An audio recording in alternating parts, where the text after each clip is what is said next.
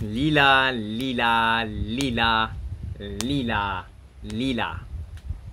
I think if I ever, by a stroke of unbelievable odds, have a daughter, I'm going to name her Lila. Lila, Lila. I got a sister, her name is Layla. Beautiful name. She was the last of the 5. And for whatever reason, we all agreed, we all loved the name so much, so it was like a common census, because she came at the very end of the line. We're 5 and she's the last, and between number 4 and number 5, both of my sisters, there is so the first 4 between us 6 years, four kids 6 years apart, that's it. And then Layla, the last one, is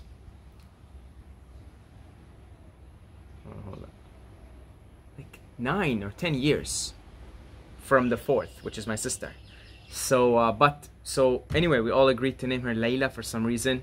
We all love the name Lila, Layla. So I mentioned this concept of Lila, which is a Sanskrit word describing the nature of creation. And I'd like to read it from the Wikipedia page, read it a little bit here, and just have a conversation about it. Because I think it's very important that you live in non-abiding awareness that you are inside a plane. Because that changes your perception, that changes your response to life circumstances, your response to other people. If you're living in abiding awareness of the true nature of things, which is, this is a play. This is the play of the divine. So, Lila can be loosely translated as the divine play. The concept of Lila is common to both non-dualist and dualist philosophical schools of Indian philosophy, but has markedly different significance in each. Within non-dualism, Lila is a way of describing all reality, including the cosmos, as the outcome of creative play by the divine absolute, which is Brahman. In the dualistic schools, Lila refers to the activities of God and his devotee, as well as the macrocosmic actions of the manifest universe. Modern interpretations. Brahman is full of all perfections, and to say that Brahman has some purpose in creating the world will mean that it wants to attain, through the process of creation, something which it has not. And that is impossible. Hence, there can be no purpose, ladies and gentlemen, of Brahman in creating the world. The world is a mere spontaneous creation of Brahman. It is a lila, or sport, of Brahman. It is created out of bliss, by bliss, and for bliss. Lila indicates a spontaneous sportive activity of Brahman, as distinguished from a self-conscious volitional effort. The concept of Lila signifies freedom as distinguished from necessity. Beautiful. This has to be my favorite description that I ever read of creation, of the nature of things, of the nature of reality, of the nature of what is, the world of appearance. Beautiful. Absolutely beautiful. So essentially what this description is saying is saying that there is no intrinsic meaning to creation. There is no intrinsic actual meaning to your life or my life or anybody's life. There is no meaning to the wind blowing or the waves of the ocean striking. There is no real intrinsic meaning to anything. Why is that? Because if we look here, it says Brahman is full of all perfections. And to say that Brahman has some purpose in creating the world will mean that it wants to attain, through the process of creation, something which it has not. So if Brahman is perfect, it can't possibly create something and seek for something that it doesn't have, because Brahman has everything. And if Brahman has everything, then there is nothing to attain, there's nothing to seek, which suggests that creation cannot possibly have anything in which Brahman wants to attain. Therefore, you're left with the logical, I might add, the logical conclusion that creation is a playful act. There is nothing for consciousness to gain from. There is nothing, and you could observe this in your own life. You go and go to a restaurant, for example. Go to a restaurant. You start with the first thing in the appetizer, right? And you get an appetizer, and you eat it, and you're like, it's good. And then you want something else. So then you move on to the next plate. Oh, they give you something with salts and spices, and you eat it, and it's good. And then after a while, you're like, man, it's too salty. I want something sweet. And then you reach for the sweet, and then you're like, this is too sweet. And then you go back to something salty. And then, because you can't possibly be satisfied. It's the same thing if you're constantly in and out of relationships. Oh, I liked her, but, she ate her peas one at a time.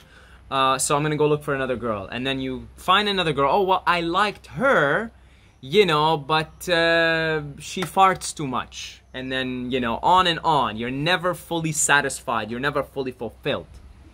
And so because you're perfect, you're Brahman, you're perfection, pure perfection, there isn't anything possible in this creation that will fulfill you. Nothing. And that's when they're saying Brahman is full of all perfections. And to say that Brahman has some purpose in creating the world will mean that it wants to attain through the process of creation something which it has not, but it has everything. That is impossible. Hence, there can be no purpose of Brahman in creating the world. The world is a mere spontaneous creation of Brahman. It is a lila, or sport of Brahman. It is created out of bliss, by bliss, and for bliss. Lila indicates a spontaneous sportive activity of Brahman as distinguished from self-conscious volitional effort. I think kids instinctually know this. That's why kids love to play. There isn't anything worse for a kid than to hear that they're grounded. That was the worst thing, because usually when I did something bad when I was a kid, there were two outcomes, or let's say three outcomes, depending on the severity of the insult or the severity of the crime. So outcome number one, either one of my parents will shout at me and say, go to your room and stay there, or this or something, something like that, which will make me feel bad, but I'll be like, yeah, just another day. Wake up the next day and it's like everything's back to normal, right? Outcome number two is I'd get a beating. And again, the severity of the beating, physical beating, depended again on the severity of the undesired actions taken by me. And then the third option was getting grounded. And that was the worst. I would much rather get beaten up than get grounded. And it often was one or the other. I don't remember a time where it was getting beaten and getting grounded. Thank God my parents weren't that cruel at the time. So if I got beaten, I know I wasn't going to get grounded. At least I can go and play with my friends the next day, and they can give me some solace. They can give me some uplifting. So I think kids instinctually know this. They have an awareness of it, that we're here in a playful act, and we're here to play and be joyful, you see? So, not to say that kids are models that we should follow. They're still ignorant. Kids are ignorant. A kid will reach for fire. They don't know. They're ignorant that this fire is going to burn their hands. So they have to learn that way. But there are certain things that we can definitely learn as adults from children, and I think that's one of them. The playfulness is to be playful and joyful. and joyful. So you could see this playfulness in everything in nature. If you quiet down your mind enough, you could see the squirrel climbing on the trees, looking for a nut or two. You just see them, they're so playful. And then like I remember I was eating a few years back, I was eating like a shawarma, and I was in the Rocky Mountains at the time, and this squirrel comes up to me and starts to bully me. The squirrel wants to eat what I'm eating, and so the squirrel would, you know, crawl to me and would like kind of like you know, try to scare me a little bit, and then I'd scare him, and then he'd run away, and then 2 seconds later he'd come back, and then on and on it went, and it was just like a play. It was just a dance, right? A dance between me and the squirrel. You could see the dance of the feminine and the masculine energies together. You could see it manifested in the form of the sexual dance. The dance of love, the dance of love that involves the sexual aspect of a human. You could see the woman, you know, moving her hips in a certain way. If she likes a guy, she'll go and play with her hair, and she'll make all these, you know, cute gestures. You know, it's a dance, it's a play. The guy will start to walk like he's some kind of commander in the cosmos, right? And you know, he'll deepen his voice, and he'll act extra nice in front of the girl that he likes to other people to show her that he's a kind gentleman. So these are all forms of dancing and playing, taking form in that particular way between a man and a woman in this third density existence. The dance of the masculine and the feminine, the dance of the divine with itself, really. It's the one consciousness dancing with itself. You could see this in I love this.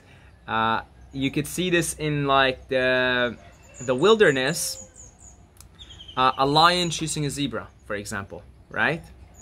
Lion chasing zebra. So you could see it like the lion will, or the lioness will you know, hide and be as quiet as she can be, and then the zebra is still not aware yet, and then the lion starts to, you know, tick tick tick tick tick tick tick tick tick tick, and then the zebra realizes, holy shit, and begins to run, and the lioness runs behind the zebra, and sometimes the lioness gets the zebra and sometimes not, and that's just the dance of it. Like if the lioness doesn't get the zebra, it's like, oh shit. It's like, oh shit, I didn't get the zebra. And then she'll go at it again with her pride. And it's like just this playfulness that you could see it even in the most cruel of things, like a zebra being chased down and eaten by a lion. That's a pretty cruel thing to see, and yet from a certain perspective you could see the playfulness of consciousness playing with itself, because consciousness is beyond the illusion of death. It's beyond the illusion of finitude. So to it, it's like, oh yeah, I'm just killing myself in that form because I'm currently at a certain level of awareness where I am still killing myself in other forms, and it's no big deal as far as consciousness is concerned. It's just another game. It's just another game. Here goes another game. And so usually this dance is always dualistic. So in sports, in all sports, it's always two teams. Two players, ping pong, two teams, soccer, basketball, any sport really. It's almost never. I'm trying to think here of a sport that involves three teams. There must be something that exists like that, but for the most part, it's a dualistic dance. You see, so that's the dualism. The dualism is the dance of the divine with itself in all these different forms, and that's Leela. It's divine play. It's the grandiose play of God dancing with itself in all these infinite manifestations. Because God is perfect, it doesn't want anything. This is just mere play. God coming to know itself, play with itself through its own creation. So when God when God, so I'm God, I look at God, I look at this tree, for example, at this coconut tree, and I marvel in its beauty and its mightiness and how tall it is and just how mighty it is, really, you know, then that's me coming to know my own beauty through the world of form. You see? So this is really what it's all about. It's all about God coming to know itself through the playful act of creation. And there is no real grandiose meaning behind anything. And yet there is. From another plane of consciousness, from another perspective, there is. The meaning is to realize there is no meaning in many ways. Because once you become who you are, the self-realization process, you become isness, you become being, you become awareness, you become bliss again. And then in that state, there is nothing to look for. Therefore, if there's nothing to seek and nothing to do, then there is no purpose. Because purpose requires a certain level of, you know, finding, seeking, looking, searching. You see, but if you, in many ways, you could say that the purpose or you could say the meaning of life is to realize that there's no meaning. But that's also a little bit, you know, it's dangerous territory, because you could be a nihilist, and say, well, you know, fuck all this shit. You know, I'm just gonna go go on a killing spree or something, or I'm just gonna treat everyone like shit. The meaning that the realizing that there's no meaning this is what I'm talking about. Realizing that it's all is play. Okay, it's all playful dance of the divine with itself, and it's very beautiful. And this is why dancing is such a beautiful thing that a human being can do, is to just dance. It's music, because music is a dance also, right? Music is it's a dance, right? And so dancing is such a beautiful thing for a human to do. It's because it connects you with the playfulness of everything.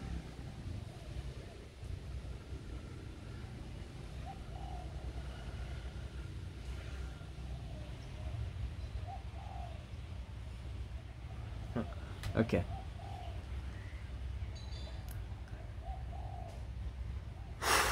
So I said this before in a video, and this is how I'll finish this video. I said this before in another video. I like talking about this concept. You probably heard me talk about it before several times. But it's never enough, really.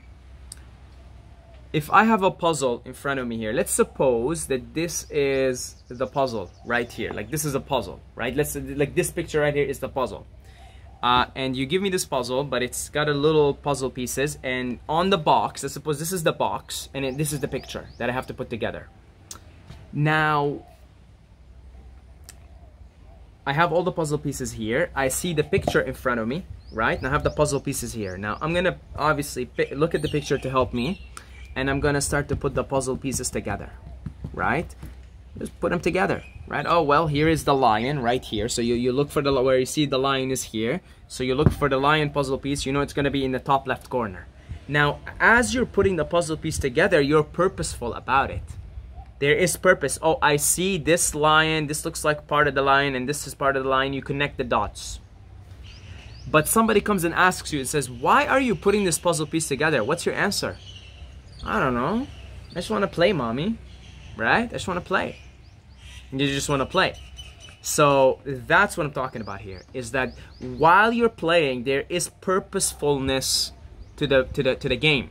As you're connecting the dots, and that's what we're doing here in the illusion, in the time-space illusion, is we're connecting the dots together. And the dots are, I am God playing in the time-space illusion of separation, and I'm going to realize that I am God, that I am whole, that I am one. And so as you go on, and it takes billions of years in the time-space illusion, it takes you billions of years to realize that. So as you're going about this play for billions of years, you're very purposeful about it. Like when you see synchronicities and stuff like that, it's all meaningful. This is you, it's all connecting the dots for you. But somebody comes and says, why are you putting this together? Why? No reason, right? No reason. I'm just playing, mommy. I'm bored. I'm bored, mommy. I'm bored. I'm bored. I just want to play.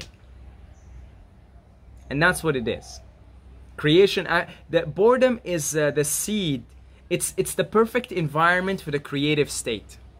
Boredom is the perfect environment for the creative state, because even the spontaneous act of creation, that is Leela, came about because God was too bored. It may sound absurd, but that's actually probably a lot like how it happened. Is boredom was the perfect environment in which the spontaneous Leela happened. Because I'm bored, I want to play. I'm bored, I got nothing else to do, so I'm going to put this piece together. Okay? Thank you to the patrons for your support, your continued support for this channel. I appreciate it. All the money that is donated via Patreon or one-time donations on PayPal goes towards the Off-Grid project, which some of you guys must be aware of at this point. So feel free to drop by if you want to donate any amount of money. You can go on Patreon, a couple of bucks a month. That will all be appreciated. Side Mobile at Instagram if you have a video request or you just want to have a chat.